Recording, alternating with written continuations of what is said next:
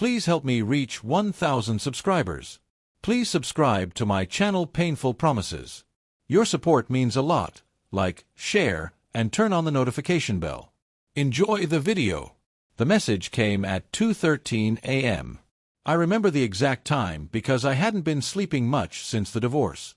My phone lit up on the nightstand, that cold blue glow cutting through the dark like a blade. I almost ignored it. Almost. But something in me, some instinct I didn't understand yet, made me reach for it. Unknown number. I stared at it for a second before opening it. You need to know the truth. The child isn't yours. That was it. No name. No explanation. Just one sentence that didn't just wake me up, it rearranged something inside me. I sat there for a long time, my thumb hovering over the screen, waiting for a follow-up message that never came. The child isn't yours. It didn't make sense. Because there was no child. At least, not when we were still together. 1. The divorce that didn't make sense. When Ava left me, it didn't feel like a fight ending, it felt like a switch being flipped. 1 week we were arguing about dishes in the sink and whether we should visit my parents for Eid. The next, she was sitting across from me at the kitchen table, hands folded too neatly, voice too calm. I think we should end this. No build-up. No warning. Just done. I remember laughing at first. Not because it was funny, but because it didn't fit. It was like hearing a stranger use your name. And what? I asked. This. Us. She didn't cry. That's what stuck with me the most. Ava used to cry over movies, over burnt toast, over things that didn't matter. But in that moment, when she was ending our marriage, nothing. I searched her face for something. Guilt, sadness, hesitation, but all I saw was distance. Like she'd already left weeks ago and forgot to tell me. Did I do something? I asked. And I meant it. I went through everything in my head, every argument, every missed call, every late night at work. She shook her head. No. This just isn't working anymore. That was the official reason. That was what she told me, what she told her family, what she told anyone who asked. It wasn't working. 3 years of marriage reduced to a sentence that sounded like a faulty appliance. 2. The speed of moving on. The divorce itself was quick. Too quick. No fighting over assets. No long emotional breakdowns. She didn't want anything except to be free. That should have been my first real clue. People don't walk away that clean unless they're walking towards something else. But I didn't see it then. Or maybe I didn't want to. I moved into a small apartment across town. The kind of place where the walls are thin and every sound reminds you that you're alone. I tried to rebuild some kind of routine, work, gym, sleep, repeat, but everything felt hollow. Then, exactly 12 days after the papers were finalized, I saw the photo. It was on social media. Not even hidden. Ava, smiling. And next to her, him. Her caption was simple. New beginnings. New beginnings.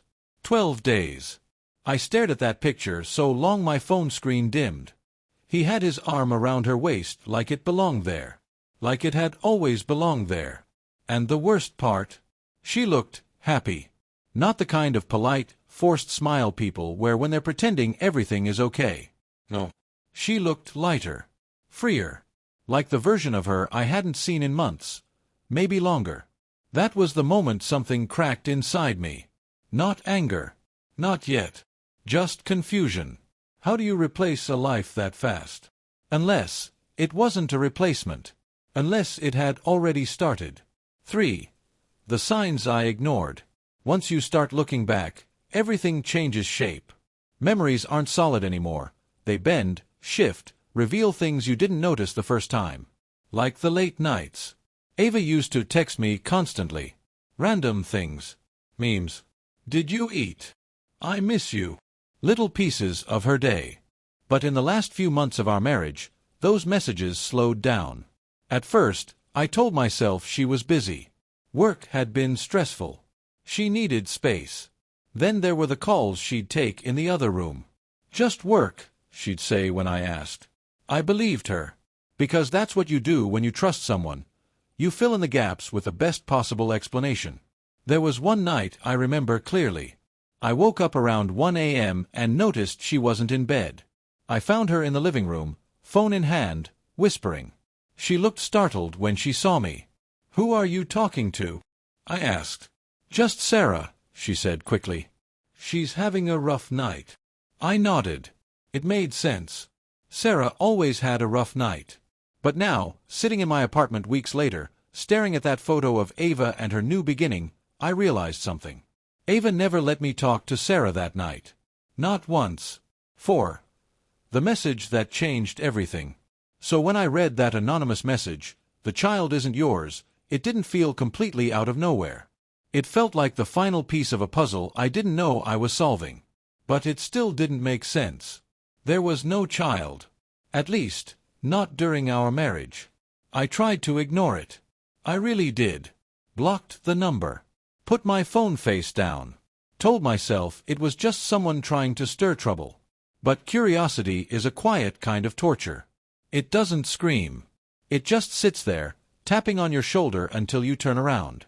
3 days later, I made the mistake of checking her profile again. And that's when I saw it. Another photo.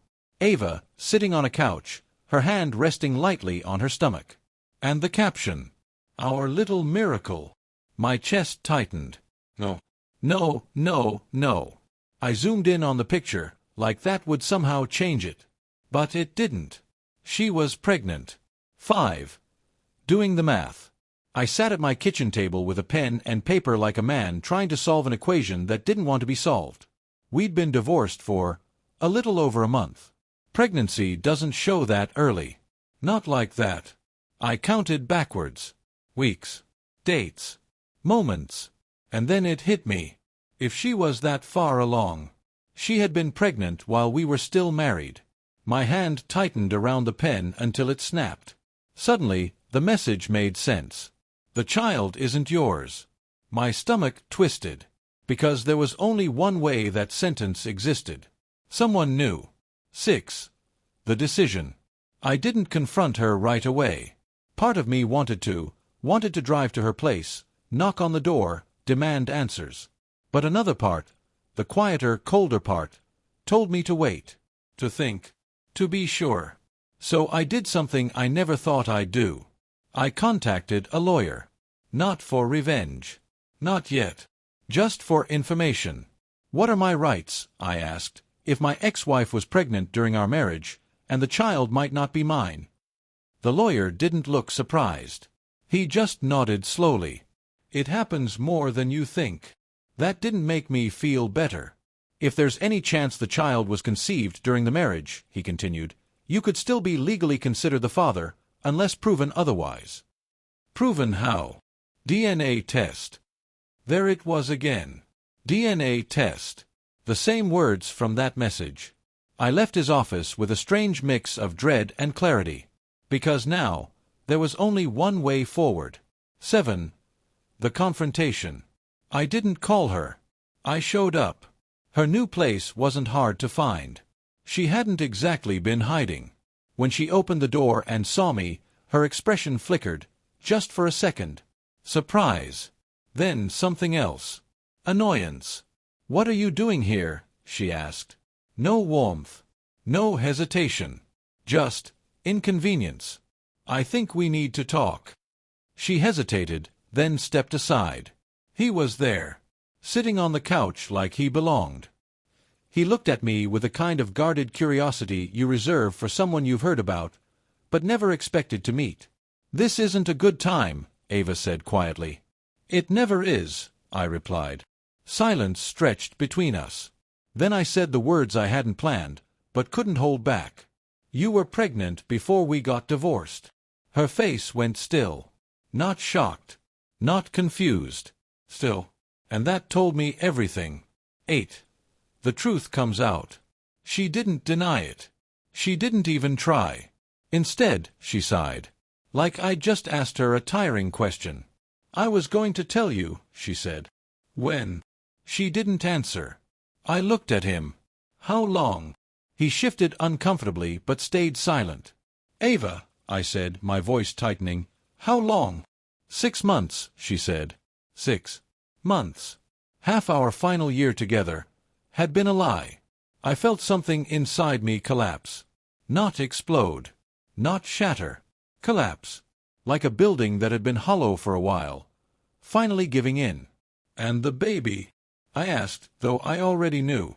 She hesitated, and that hesitation was louder than any answer. 9. The DNA test. "I want a test," I said. Her eyes snapped to mine. "A what?" "A DNA test." "That's ridiculous." "Is it?" Her jaw tightened. "You know it's not yours." "Then it shouldn't be a problem." Silence again. He finally spoke. "Maybe we should just—" "No," I cut him off. "This doesn't involve you." But it did. We all knew it did. Ava looked at me for a long moment. Then, quietly, "Fine." 10. The wait. Waiting for results is its own kind of torture. Days stretch. Thoughts spiral. Part of me hoped the test would come back negative, clean, simple, final.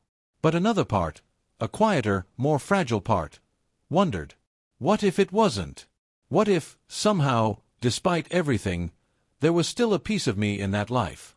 I hated that part of myself. But it was there. 11. The result. The envelope felt heavier than it should have. I opened it alone. No drama. No witnesses. Just me, and the truth. I read it once. Then again. Then a third time, just to make sure my brain wasn't twisting the words. Probability of paternity, 0%. Not mine. Not even close. 12. The aftermath. I thought I'd feel relief. Closure. Something.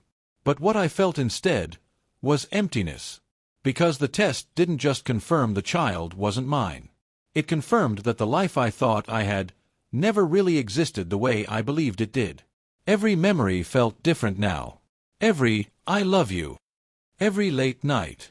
Every moment I trusted her without question. All of it rewritten. 13.